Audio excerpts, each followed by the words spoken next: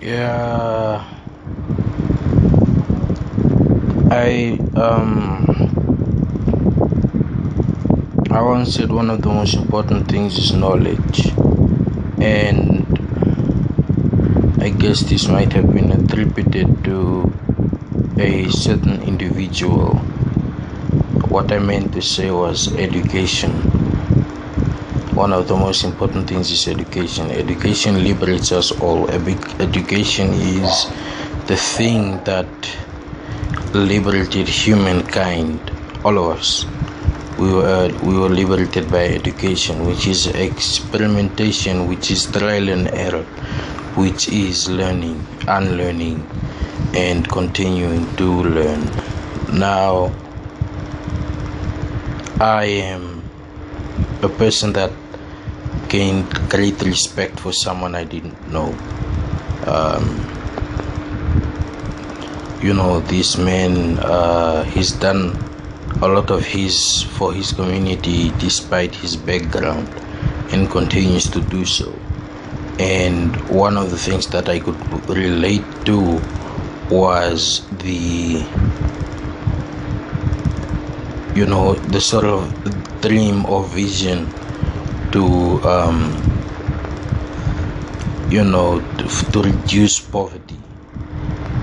to reduce poverty completely in our country. That's why I have great admiration for the man and respect. That's why I sort of take cues from an experienced individual. It's not about what he attained in life or what he's going to attain or anything, but it's about what he's willing to give back, irrespective of how our community in our country views wealth, right? So a lot of people want wealth to be redistributed. So this is a direct contradiction to actually eradicating poverty. Now, my story, I can just, if I look back at my childhood, there was a time that when we lived in Safari, a man was, he was killed or nearly killed right at our gate. That was in the 1996s or 5s, 4s, 7s, 8s.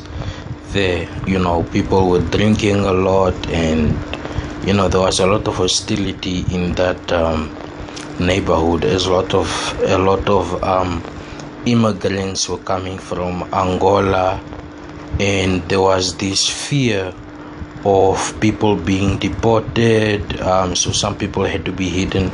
When there was census, a lot of people were hidden, and it was just a very hostile environment. It was an environment of refugees amongst people who are adapting a new Namibia, right? So I was able to sort of observe this. I remember when I was in grade 2 and we were being taught songs. This was before I had to do a performance where I acted as John Mutora, the minister of was it youth and culture at that time.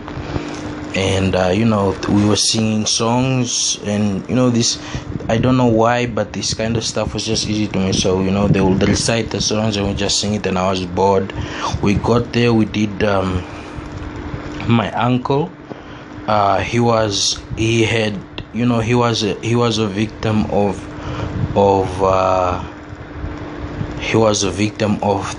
his rural and poverty stricken hostile past. So he's a man that I've learned to forgive. So that's why now I have more of the good memories of him as opposed to the bad.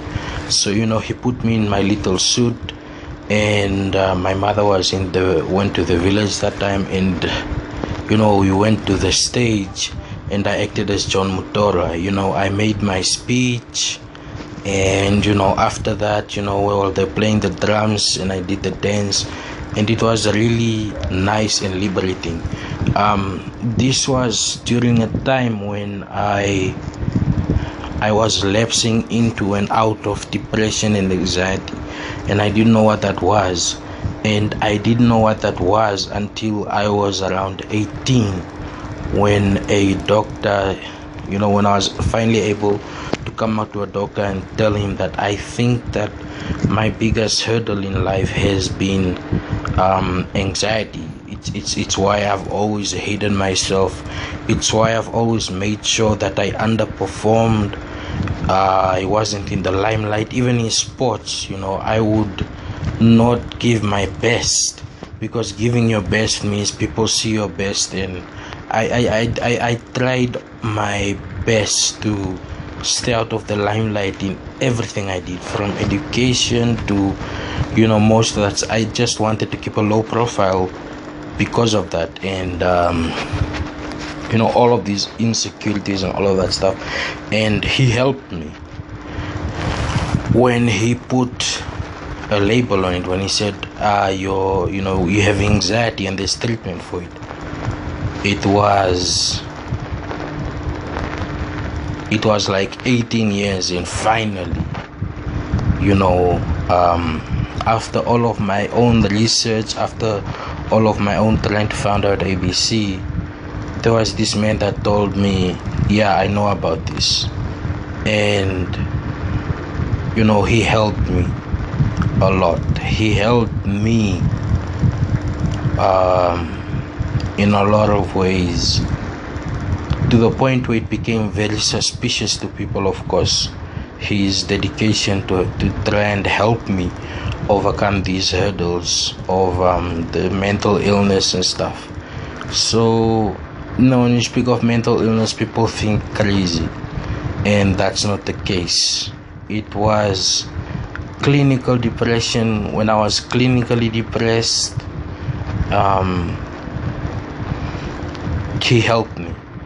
He helped me, and my brother helped me. He would be like, when I didn't want to go to the psychologist because of the stigma, he would be like, you're just, what you have is, you just have a certain sickness in your mind. It's normal. Everybody gets sick. And that's the type of guy he is. He is very accepting. Even when there were gay rumors going on, because I was very timid around women, he would be like, if you're gay, it's okay. I'm not. But just him willing to sort of accept such a thing, to me, that's brotherhood. And this is the same with a certain individual. When people were like, I'm a drunk, I'm a drug addict, and all of that stuff, he was like, just put all of that under the rug and listen. There is actually something behind this individual. And this is also one of the people that ended up making a great impact in my life. And that sort of bond, although not really connected, although it might be something completely different to him, to me, it was like, wow. Most people are like, this nobody. And here is a somebody, truly a somebody, who was like, this unfairness and what you're feeling, I can relate. And we should try to sort of like fight against this. That's what it was about. It was a personal thing that ended up becoming everybody's thing. Alright, so that's why it's so tight. That's why, despite rumors, despite threats, despite everything, it's more, it gets stronger in the light of that. because it's become a mutual bond that has become bigger than us, right?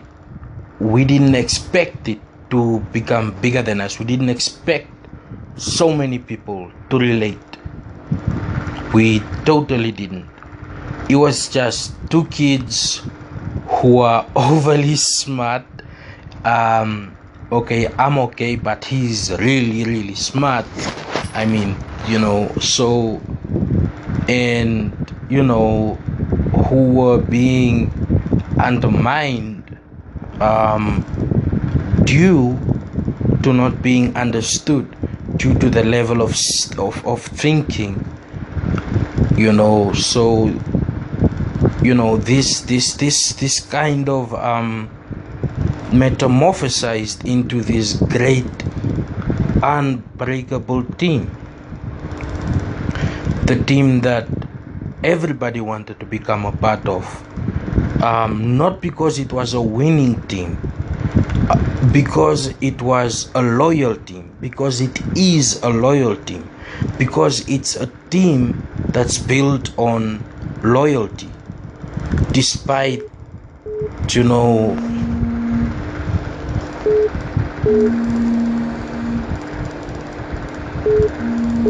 my little sister's calling me.